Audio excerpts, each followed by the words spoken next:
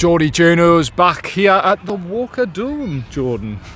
Bit of a bonus video because our last video we did outside St James's Park yesterday about the whole Hugo Ekitike, Alexander Isak striker situation at Newcastle United, and obviously tying Liverpool into that as well. It's obviously moved a little bit further forward today, so you'll be watching this probably Friday. We're speaking Thursday evening. Again, there's a lot of moving parts, but what's happening?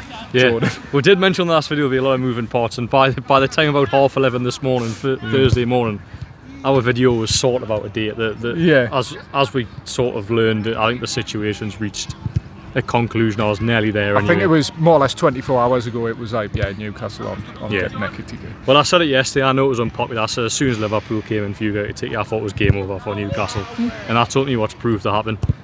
But the good thing from this is that it just ends the Isak stuff. It ends it straight away, because the last thing you wanted was that going on for ages. It's now clear that he's not going anywhere. Are he walking? I think we all knew that. That's what we spoke about it yesterday, about how Newcastle were determined to keep him. But it's nice to be able to sort of see that put into action, because Liverpool have approached, Newcastle have said no, they've went elsewhere. Yes, they've taken a target off Newcastle.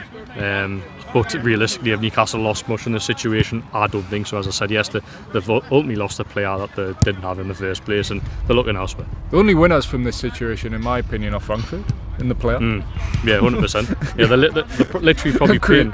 The media circus has just created a sort of inflated bid and inflated price tag for a player who ultimately, look, in today's market, a player's only worth what the club value him at, but it's a lot of money for a player who scored 15 league goals.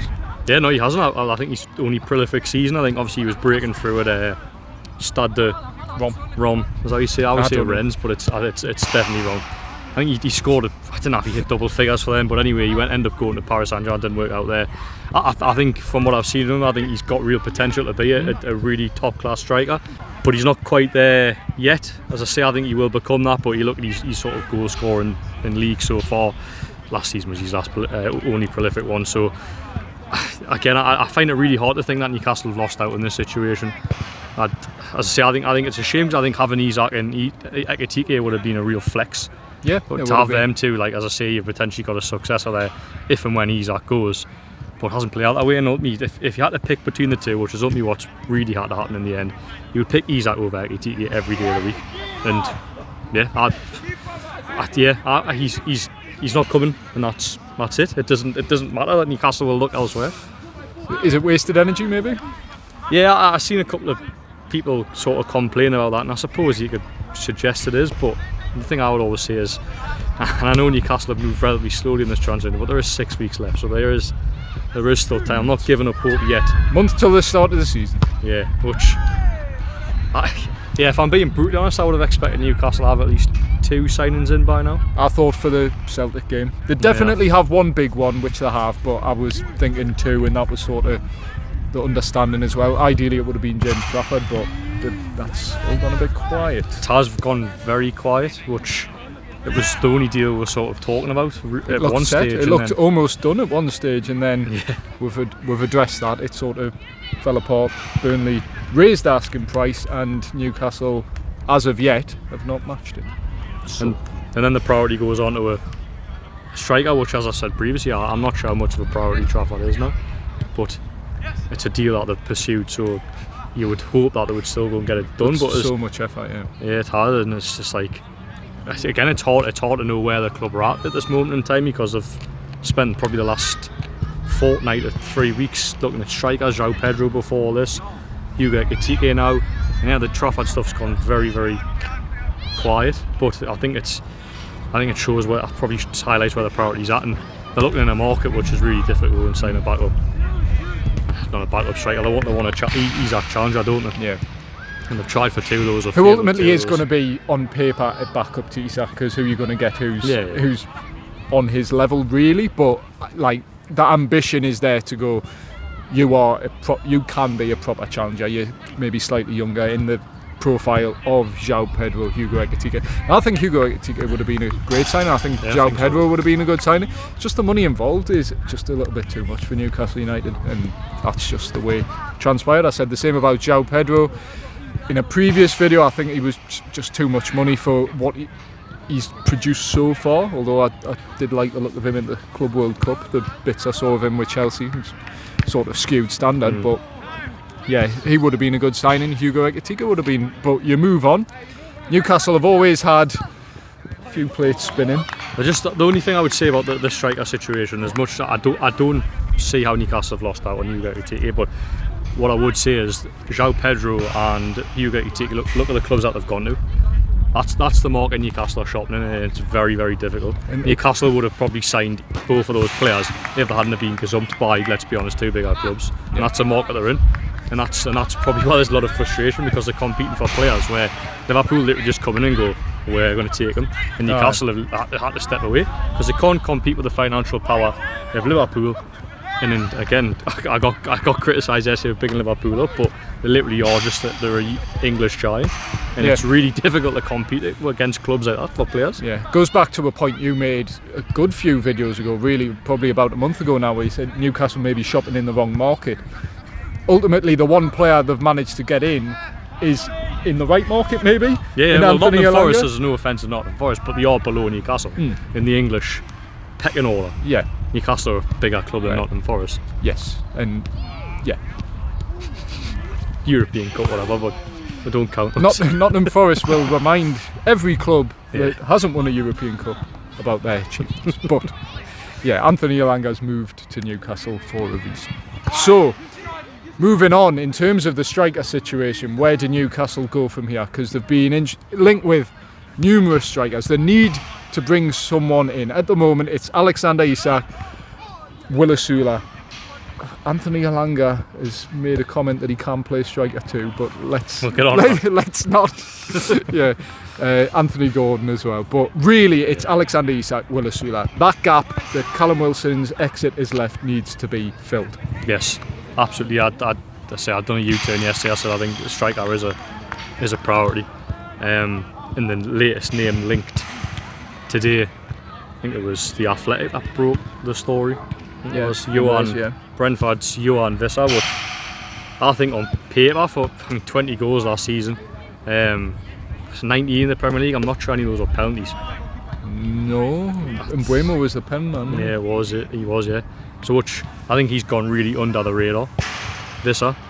But again, another player that has admirers, and I think when we're talking about moving parts, I think the Mbeumo situation maybe has a say on this as well, because Brentford are adamant that they're not going to lose both players. Yeah. And reports today suggest that Man United put in an improved. It's funny how that all works, isn't it? It is. Well, that's Newcastle interested. Bang, Man U. That's the thing I would say. Every time Newcastle have felt like they've been close to a deal last few weeks, João Pedro gets leaked, Chelsea come in, Hugo Ekitike, or obviously the situation happened this week, Liverpool came in. It's a bit of 4D chess and hidden agendas and everything like that. So yeah, you question clubs and agents are using certain Twitter accounts. I don't have to name them, but it's big Twitter accounts where they're putting this news out. It's tinfoil that time, and it changes the landscape. And yeah, you're right. I mean, the Visser stuff today, Newcastle United are exploring move. 2 hours later, Manchester United renew bid for Brian Mbeumo, because there's been this big noise about how Brentford will not lose two.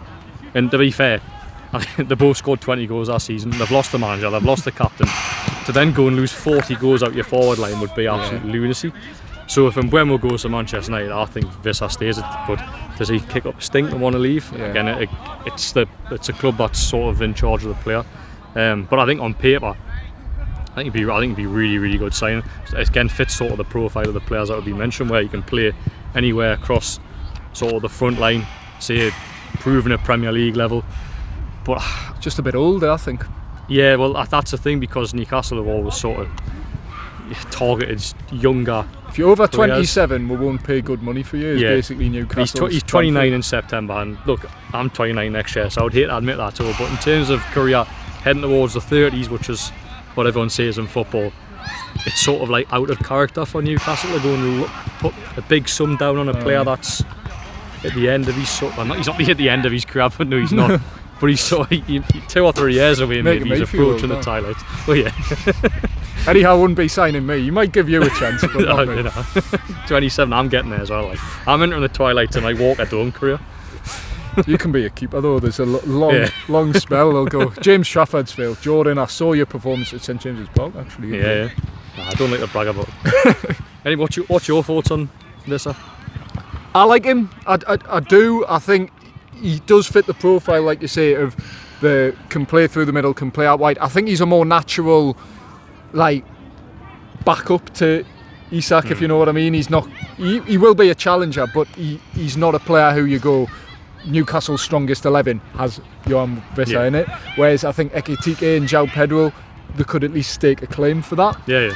Whereas Vissa's slightly different. I do think the money we're sort of talking where it's going to be pushing that 40-50 million bracket. By the sounds of it, what you understand, it's a lot for a player who's 29 who's going to be 30 come next September, which is a sort of age bracket Eddie Howe doesn't really, or Newcastle don't really want to entertain because there's just no resale value. Every big transfer Newcastle have made, Anthony Elanga included, is with the view that we probably can make a profit on this player or they'll make a very good impact for the club. And every single one, Alexander Isak, Anthony Gordon, Sandro Tonali, Bruno, even Joe Linton, you go back before Eddie Howe's time, has seen their value increase. I'd say Harvey Barnes is probably the highest transfer fee paid, where he's sort of probably in and around what Newcastle paid. He's sort of plateaued. Everyone else has seen the value increase exponentially, really. You're talking 120 million plus for Alexander Isak, which Newcastle are happy to turn down and comfortable turning down. So, yeah, I think the money involved is a lot. When you're talking about priorities, I still think centre-back is a priority. My mind hasn't changed there. We did a video about it previously. I think you're talking about improving the starting 11. I think a centre-back, Giorgio Scalvini, big name linked, probably improves the starting 11 straight away. Johan Vissa doesn't. Hugo Ekitike, again, maybe wouldn't have, but I think a centre-back does it straight away. So that's still my priority, and there's been a bit of movement on that in terms of news in the past sort of few hours, really. Yeah, 3 names linked. Yes, from friend of the channel, Keith Downing, another fellow YouTuber and Sky Sports extraordinaire. He is. So yeah, the big one that we've reported on previously, Giorgio Scalvini, that's going to be a hard deal to do with Atalanta, but Newcastle very much like the player. Me and Liam have done a video previously about how Newcastle really admiring, just reservations about his injury record, only 8 appearances last season, reservations about his pace, which again I think is a problem with Newcastle's centre-backs. Sven Botman, the youngest centre-back by a country mile, again isn't the fastest. Fabian Schär, Dan Burn aren't the fastest. Scalvini isn't the fastest, so reservations there. The other 2, Nicolo Savona from Juventus, another player, this is a new name to me, but Liam Kennedy, I was going to say friend of the channel, Geordie Journo Liam Kennedy, Friend of the channel. well, he's a very close friend of the channel, part of the channel, Liam Kennedy, has said previously about players Newcastle are looking at, not in the public domain. There's players now entering the public domain. He's one of them. And then Cesar Torreira from Valencia being the other one. So I think he has been linked in the Spanish media. I think I remember writing down that name somewhere. But I'm not going to sit here and pretend that I know everything about these players. They're very new names to me. They are to you. I know a lot about. I know more about Scalvini because we've sort of looked into it. Yeah. Whereas these are very 2 new names. So maybe after Celtic, I have to do some research or whatever. Maybe I could say what I think of them. But even then, I've never been able to watch them. So, but yeah, I say it's always like moving parts. We've been talking about the striker chase for 2-3 weeks, and now all of a sudden centre back comes back in the focus. I don't know. Maybe you're always moving in the transfer window, aren't you? If you're targeting a striker 1 week, doesn't mean you've got to do it the rest of the window until you've actually signed a striker that could move on and go back to it. And that goes back to this, how I was thinking before. That's maybe because Newcastle have missed out on, let's be honest, 3 strikers, where it's Liam Delap, João Pedro, Hugo Ekitike. Maybe they might just look at this and might think, I just got to bite the bullet, because we need a striker for Alexander Isak. And look, he wasn't the first, second or third choice, but when you need a striker, and I do wonder if that's part of the sort of the thinking as well, where we need a striker. You've got a player there who is Premier League proven. Okay, he's not the age bracket that you would like, but would come in and help rotate and be a threat in that forward area. do under that's part of it as well. But again, if I had to guess about that transfer, I think it's another difficult one as well. Very difficult, especially because of the Mbeumo stuff. I think Mbeumo to Manchester United happens, and if Brentford are staying true to the word, then Vissa doesn't go. Yeah, I think if they sell both, like you say, 40 goals out of the team, plus the manager, plus the captain, that becomes a very difficult looking season for Brentford. I mean, they've always bounced back from losing big players, Ivan Toney being one of them. It's arguably improved them, but losing such central players, and so many of them, as well as your manager, who's been key to all this recent success for Brentford, climbing out of the Championship and establishing themselves in the Premier League, I think that becomes a very challenging season for them coming up if they were to agree to lose Yohan Wissa as well as Bryan Mbeumo. So the other thing I'd say about Wissa is you could make a case, Liam Delap, João Pedro, Hugo Ekitike, you'd look at them, look at the age though, 22, 23. If you were in the future to lose Alexander Isak, you can view them as long-term successors to him, potentially, if they manage to fulfil their potential. Yeah. Yohan Wissa is not the long-term successor to Alexander Isak. They'd still need to address that situation if or when it came to selling Isak in the future. Yeah. I just think short-term, talking about your priorities, I think striker is an absolute priority. And if I don't know the full list of options, but if you are going down the list and run out of options, maybe they do have to bite a bullet with a player that doesn't fit the age profile. But again, my personal opinion is that I have reservations about that happening because of the Mbeumo stuff. I think Mbeumo to Manchester United happens. I think it's been ongoing for a while. I just think today, with the news coming out about the improved bid, I just think that was sort of the when Newcastle used again, possibly. But I just think that towards the key with the Mbeumo thing. Yeah. Unless Brentford want to sell, but as a football club, that would be very, very silly, I think, to lose that amount of goals out of your team. Yeah.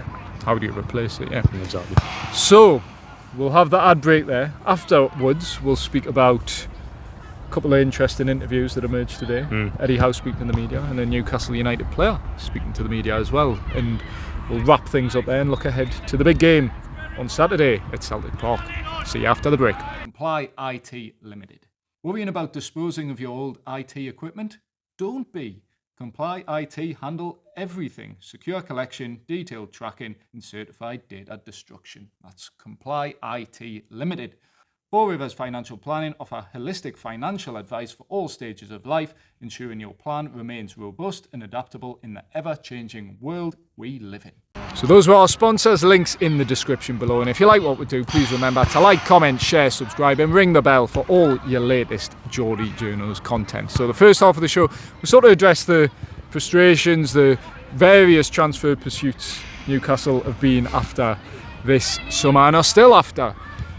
Eddie Howe, we heard from him for the first time today, speaking via the club website. And I mean, you go back a year, you were in Germany with Eddie Howe, and that was a very interesting, illuminating interview. A little bit different on camera compared to what he is like in a media huddle where no cameras are turned on.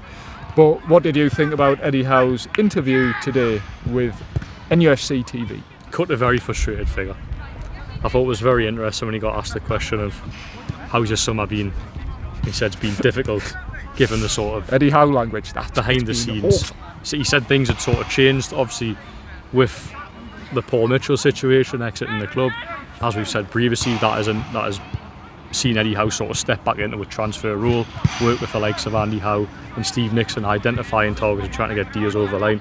So by the sounds of Eddie Howe has tried to have some downtime with his family and not had much, and he is very frustrated, and he used the term about there's been a lot of work regarding transfers, but for a little reward, I think was the no disrespect to Anthony Elanga was sort of the message he was looking to get across. A lot of man hours have been put into transfers, and the end reward is a top target in Anthony Elanga, but that's it. And that goes back to what we were saying in the first half. Ideally for this Celtic game, Newcastle would have had at least two top targets through the door.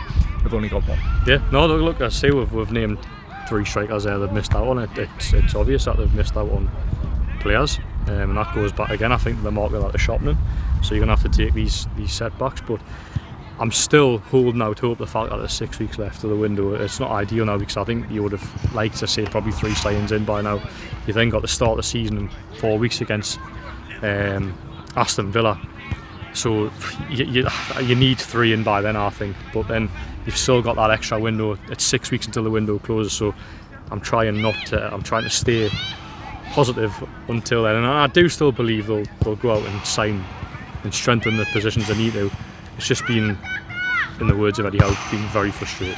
Goes back actually to what mine and Liam's video was about last week a little bit, where Liam was sort of saying it's a bit of a mess behind the scenes at Newcastle. Eddie Howe will be really frustrated by how things are. He can only do so much, and that, which, to be fair to Liam, he took a bit of criticism for, a bit of praise for as well.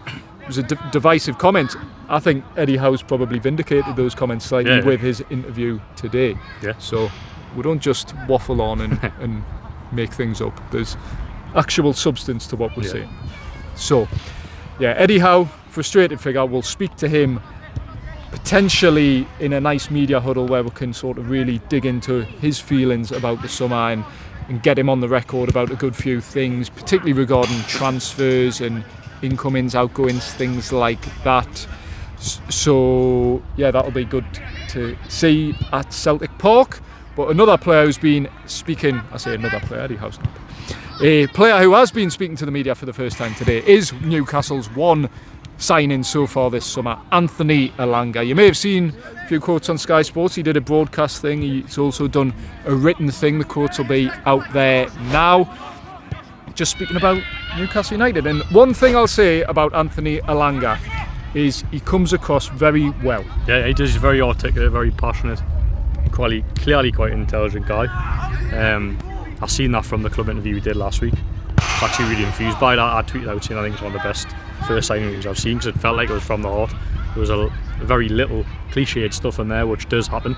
Well, I say cliched stuff in these videos, but Anthony Elanga was very from the heart, and you could tell how much it meant to be a Newcastle United player and how much he wanted to tap into Newcastle. And I think it showed how his teammates now have spoken so positive about Newcastle and give a glowing review about the city, the football club, and I think he sort of re-emphasised that today on the call. It's hard. I think from a video perspective, watching Anthony Elanga, it's a really good interview. In terms of written, it's hard to show that, display that passion in words, if that makes sense. Yes, what I would say is when you read like 1,000-word transcript of words like what Anthony Elanga said, it's hard to really convey that because there's not really any standout lines, is what I'd say. But if you watch the interviews, like there's the one on Sky, he comes across so well because of his passion, because of the tone, the inflections he makes, and he's speaking about why he felt he had to join Newcastle. It was a no-brainer for him. He spoke with likes of Chris Wood, Elliot Anderson, stabbing Forrest in the back a little bit there, aren't they? But yeah, talking about how great the club is and how the Carabao Cup win, that mentality and good feeling that surrounding the club. He even looked back to the PSG game in the Champions League. It's like, I want to be part of that, and feels like he's already been bitten by the Newcastle bug a little bit, because he's saying like, I feel like I've been here for years, not just a week. And I think that helps that he has such strong relationships with various members of the Newcastle squad. We've touched on it before. Your Will Asulas, your Alexander Isak, who we'll get on to again, Emil Kraft, Anthony Gordon, Tino Livramento, Sven Botman. Knows a lot of them. He knows half the squad, really. Yeah. Jacob Murphy spoke about how he's striking up a good relationship with him, and that was part of my question as well, where I was like, look, you've got Jacob Murphy there, who's arguably a contender for Newcastle's player of the season. You've also got Anthony Gordon and Harvey Barnes on the other side, who can also play on the right. Anthony Elanga's talking about how he can play left wing, right wing, through the middle. He's both footed. It's all well and good. How do you get in this team, Anthony Elanga? And he's like, look, I'll give 120%. That's a little bit of a cliche, by the way, but yeah, the only one he's used. But he said, squad game, it can only bring out the best in us. It's a training ground game, it's a squad game. This is a good thing, and we need that competition, which I completely agree with, because that right wing has been crying out for competition. As good as Jacob Murphy has been, you need someone breathing down his neck, potentially more than that in Anthony Elanga's case, and actually coming into the squad. And then Jacob Murphy's the one breathing down his neck. But I think it's clear Anthony Elanga knows he doesn't just walk into this Newcastle team. Played down his chances of playing against Celtic. He did, yeah. I asked him about that as well. I was like, well, are you starting against Celtic? You're playing with Alexander Isak? Don't know. Manager's decision for pre-season friendly where he tends to use most players he can. Factually correct. Yeah. I hope he starts. I like the first public. I know they played against Carlisle last week, but the first game in front of a good crowd at Celtic Park. I hope Eddie Howe puts out a really good team, gets everyone excited. You see the team sheet, say, "Oh yes, Elanga's starting." Look, it's only pre-season, but I get that little bit buzz when you see new signings. As I say, we haven't seen many. It was like Kelly last year. It goes back to Tonali at Ibrox. Yeah, that's probably the last time where we were like, yeah, let's get excited, because I think Liverpool and Lewis Hall signed once the season was already underway. But that's one thing I really like about Anthony Elanga is I think we're talking about players like Hugo Ekitike and João Pedro's. I think they would came to Newcastle, but Newcastle's only not their number one. Whereas I think for Anthony Elanga, Newcastle United was his number one. You get that and he sees this as his sort of final destination, if you like. Yeah. Whereas I think maybe players like João Pedro and Hugo Ekitike maybe see it as a stepping stone. Possibly. Newcastle are more than that. They certainly are. And I think Anthony Elanga epitomises that with his words. I think he spoke brilliantly, and I can't wait to see him in action. Yeah, I asked him a question like about coming into the squad. It's almost, you're coming into a squad who's just had the best season ever, and he was like, this squad are heroes but also winners. And he walks in to the training ground, he sees a picture of the Carabao Cup win, he went, I want to make history here, I want to do that. I love it. And it's just good vibes. It is. Anthony Elanga. And of course, with the whole saga around Alexander Isak, he was asked about him. I will say he gave very little away, really. He coy in his responses. He went, look, Alexander Isak is the best striker in the world, one of the best players in the world. Of course there's going to be interest in him. That's probably not going to go away, but he's focused, he's been really enjoying training with him, and he's looking forward to playing with him here this coming season. So we'll take his word for it and enjoy them playing together. That's that. Say Isak, go nowhere. See you at Celtic. This is Parkhead. Parkhead if you want. See you at Parkhead on Saturday. Yes. Anthony Elanga and Alexander Isak. We'll see you there as well. When we do our next video, you've been treated to a little bonus video this week because we're meeting up to play football. We thought, hey, got the camera, got the tripod, got the mic. Let's get cracking. Yeah. Waffle on, and we'll be waffling on some more at Celtic Park after Newcastle's pre-season opener in front of a crowd on Saturday evening. So see you there. If you like what we do, of course, remember to like, comment, share, subscribe, and ring the bell for all your latest Geordie Journals content. Thank you so much for the support you've been showing our videos recently, all the comments you're leaving. Whether you disagree or agree with us, we'll try and respond to what we can. Hope you know Liverpool fans in these comments. Got a few of them recently. And on my Twitter page. Geordie Knackers. Yeah, Geordie Knackers. Thanks for watching. We'll see you at Parkhead.